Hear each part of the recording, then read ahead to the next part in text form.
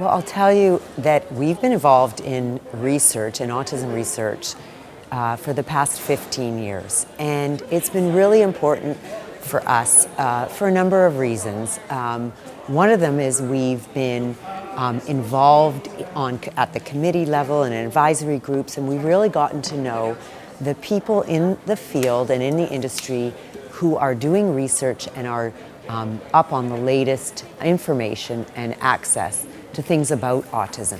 And I think by being a part of it, you get access in a way that's different than just reading articles. You get to talk to people, you get to ask questions, and you get your questions answered in a way that might be more in-depth and more involved than you would by just reading articles. I've found ways to navigate the system by knowing people who are in the system who can at least you can ask questions of and be guided by their advice. So it helps you navigate the system.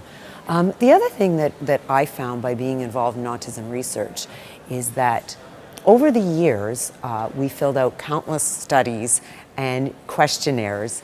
And I know that sometimes researchers think that they're putting burden on parents by answering these questions, but actually it's given me a perspective on my child. So over those years, I looked at those questions as a way to think about my child in a more objective way, and to think about it through the years and re-look at how I answer the questions and how things have changed and how I'm able to observe him. And by understanding and observing him in a different way, I understand my child more and it can help him.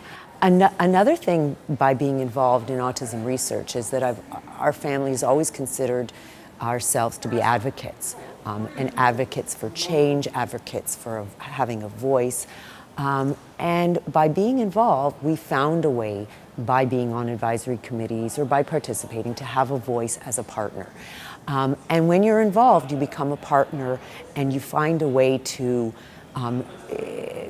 create a relationship with clinicians or scientists that allows you to be more a partner and be more open to having a equitable conversation rather than a one of helplessness or of despair. So it gives you an empowerment that you wouldn't necessarily have. And I think it takes out away the advocacy, always being an advocate. When you're a partner in research, you're involved at a level where you're answering questions.